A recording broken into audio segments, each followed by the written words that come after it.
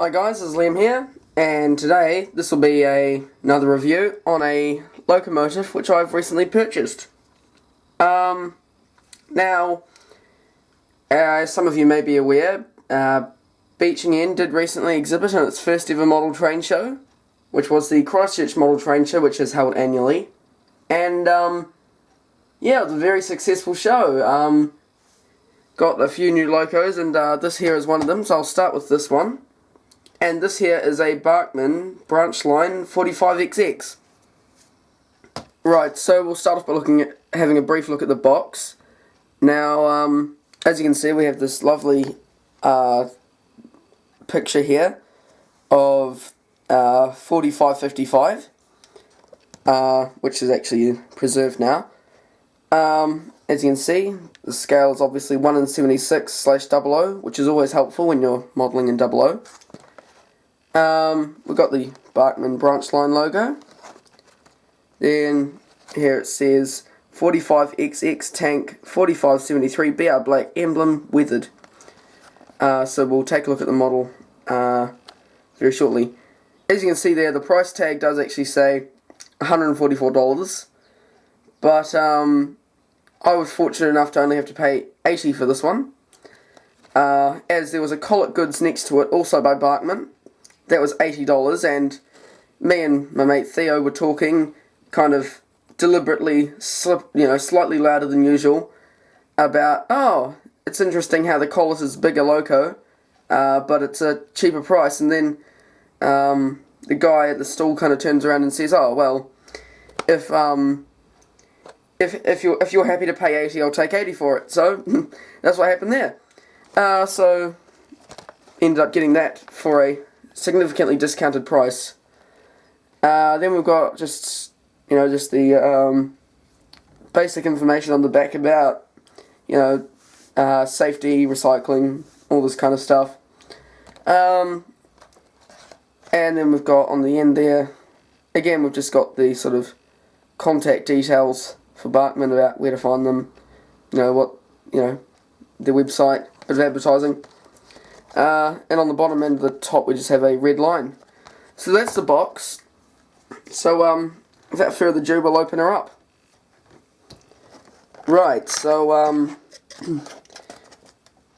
we'll pull the model out, which is just in a polystyrene kind of casing. There's the box. And as you can see there, it sits in its tray sort of thing, and it's got its little styrofoam type sheeting stuff to help it stay cushioned. So we'll very gingerly pull the model out, and there you have it. I'll just put that aside for a second, and I'll just quickly go over this. So that's the front of the that's the shop window, you could say, for the box, what you see. And then on the back of that we've got the brief history of the class, so if you're wanting to pause and have a read of that, you can. I'm not going to read it out, it'll take too long, but I did have a read of that, and it's actually very interesting. I also like the artwork that they've added in. So there you have that, so I'll put that there, just for aesthetics. And now onto the actual model itself.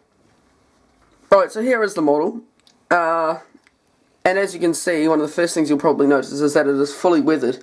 Now, sometimes when you might see a loco and you might see on the box that it says it's weathered, you might expect it to be something sort of like this example here, where the wheels are weathered, a little bit under the tanks, that's about it. But this one here is fully weathered, just pretty much all over. Even the cab has some minor weathering. I am very, very, very, very, very pleased with this. I can't say enough varies. So I guess it's just fitting now to start at the front. So at the front you can see we've got a slim tension lock coupler, which does work, obviously. Then we've got 2 air hoses. I'm not sure why I'd have 2. I'm 90% sure that I heard somewhere that this clasp was actually auto-fitted at one point, so it might be something to do with that. It does have sprung buffers, which are always a massive bonus. 3-dimensional hook. Then we've got the front wheel, the front sort of pony truck. Oh, trying to get that into the light for you to see there. Then we've got the step, and then we've got, you know, all these rivets on the running board, which is really nice to see. Then scrolling upwards, we've got the front main running board. We've got the lamp iron, which I'd say was separately fitted. Got a whole lot of separately fitted handrails and all that. We have the front of the loco with the smoke box there, and the shed code is, what does that say? I think that's, looks like it might say 63C. I can't exactly say, I'm sure what that says. Hang on just a second. No, that's really hard to read. I'm not sure whether that's 63, 62, 82, something like that. But you can see how smallly, how tinily that is applied. As you can see, the number is 4573. And we've also got separately fitted handrails and another lamp iron on top of the smoke box. Then coming round, we've got the side-on view now of the smoke box, and we've got the funnel. We've got the main cylinders, which are really nice. I like the look of the Great Western cylinders, how they sort of are quite bulbous and sort of stick out the side quite a bit. And that model this model doesn't fail to represent that. Then we've got the sort of valve gear at the top there, and the crosshead and slide bars. And then we've got the wheels, obviously. This is a prairie, small prairie type, as the GWI called them, because they did a small prairie and a large prairie, and these are the small prairies. So then coming along, we've got the top of the boiler and tanks, and as you can see, they're absolutely stunningly fitted out with all these little details. I am most impressed by this. So many separately added parts, and those separately added parts are so detailed. There's a bit of fluff in there. So yeah, really nice to see. Bachmann have done an absolutely sublime job on this. Then we've got the dome, which is brass, which is also a good thing to see. And that's the only part of the model that isn't really weathered, which again is really nice to see. It's hard to think of this model as weathered until you think that the whole thing should be pretty much black. It's when you realise that it's actually a grey-brown colour that, yeah, then when it starts to show that it's really weathered. Then we've got the Belpaire firebox and the whistles, which is also really nice to see. Then for some reason on the front of the cab, we've got the 2 windows on either side, but the middle windows, the round ones, are actually blanked over. Now, I'm not exactly sure why that is. I'm not sure whether they did that in BR days or not, or why the story might be behind that. Maybe someone could comment and tell me as to why that might be. But yeah, that's not really much of a massive difference. It's just something that I noticed. Now, this loco does also have cab detail. Might be hard for you to see there. Yeah, it might be quite hard to see there. But you can see there's like the regulator, a few other gauges, and there's the handbrake obviously, and there's a reverser on the other side of the cab there. And again, we've got all these rivet details on the tanks and separately added handrails. Then on the bottom, we've got the sandboxes and injector there underneath the ladder. Then we've got the back pony truck, and then we've got the bunker, which has a fitted coal load, which doesn't actually look too bad. I mean, it's actually, the coal's even weathered, so it might need replacing. That's the only sort of one minor problem that I can pinpoint with this. Then we've got the number plate, and we've got a little tag there that says C, which is in yellow. And then we've got even more separately added sort of handrails, and then on the back we've got a separately added lamp irons, whole load of rivet detail, and some steps there, and the air hose, or vacuum pipe rather, the hook, and two buffers, which are, of course, also sprung. And then we've got the back slimline tension lock coupler. Then around the other side, this side is pretty much the same, only this time looking into the cab, if you can see there's a reverser sticking up there. And that's about it. And also this side also has a wee pump there attached to the crosshead, which is a nice feature as well, which is something nice to look at when it's going around. And that's about it for the front and sides of the model. So what we'll do now is we've got a bit of a test track here. I have obviously already tested this, but I thought I'd do this all in one take, so I could show you guys exactly how it runs. So I've got my controller here, so we'll move that back a bit. Oh, move that back a bit. It's just going to stay, and we'll see how it runs.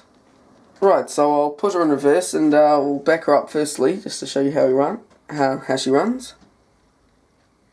So we'll just slowly ease on the power. As you can see, that is very, very, very, very, very smooth, which is something I suppose you can expect from Bachmann, but even so, that is just sublime. We'll bring it back again.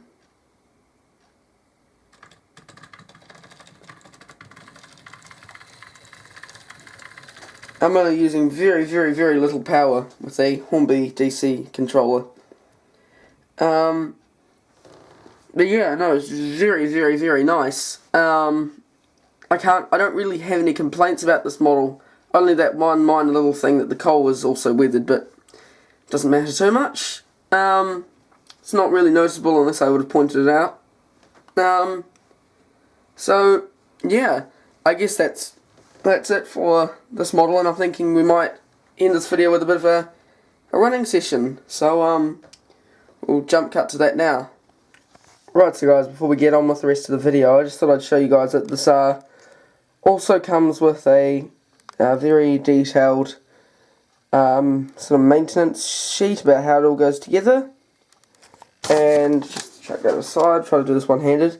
Sorry, this is actually quite a bit later, it's now dark outside, but it also comes with a collector's club thingy and a guarantee, which I'm trying to do one-handed and doing surprisingly alright.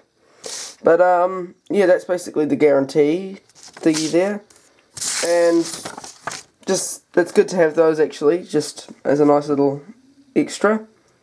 So yeah, without further ado, we'll get on with the running. Right, so here she can be seen now on Foxford. And I'm thinking I might just hook her up to some other weathered wagons that I own, and we'll let the running session begin.